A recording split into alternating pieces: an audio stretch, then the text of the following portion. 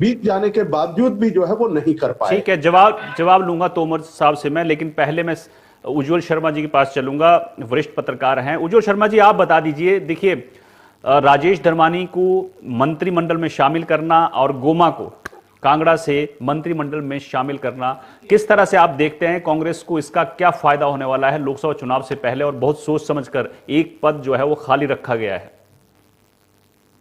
देखिए अनिल जी, मुख्यमंत्री ने जो कैबिनेट विस्तार किया है, ये एक तरह से संतोषजनक माना जा सकता है, क्योंकि आपके हमीरपुर पार्लियामेंट्री से सीएम और डिप्टी सीएम के अलावा कोई मंत्री नहीं था।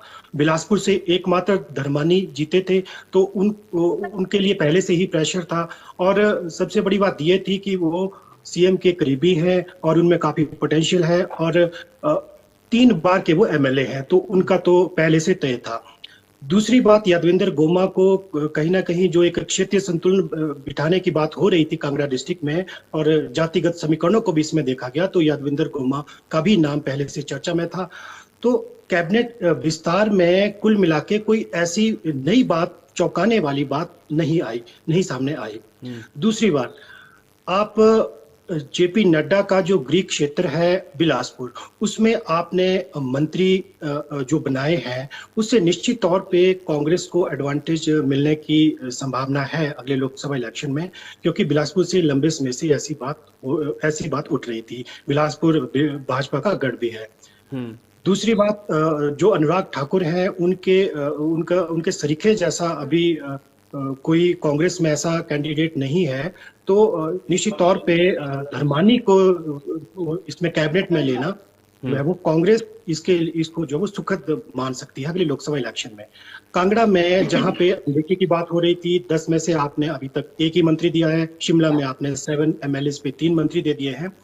तो काफी हद तक इस असंतोष को मुख्यमंत्री ने शांत करने का प्रयास किया है। जातीय समीकरणों की बात करें तो यादविंदर गोमा जो एससी समुदाय से आते हैं, तो निश्चित तौर पे जो कांगड़ा बेल्ट है, कांगड़ा चंबा जो पार्लियामेंट्री है,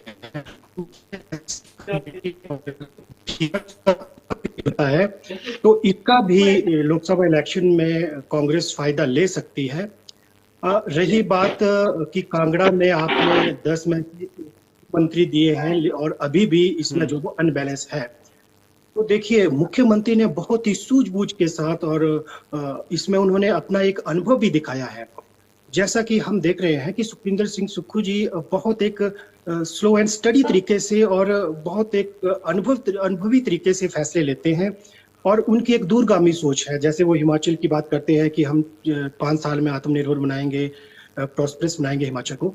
तो वो कुल मिला के कोई जल्दबाजी में नहीं थे कि कैबिनेट एक्सपेंशन, वो परफॉर्मेंस देखना चाहते हैं कि कौन परफॉर्मेंस पे ठीक बैठता है। तो एक जो पोस्ट खाली रखी गई है, वो इसीलिए रखी गई है कि अगर कोई असंतोष ऐसा आता है संगठन में, सरकार में, तो उसको उसमें डैमेज कंट्रोल की तरह उसमें आगे ठीक है, डैमेज कंट्रोल किया जाए बाद में, इसलिए एक पद खाली रखा है।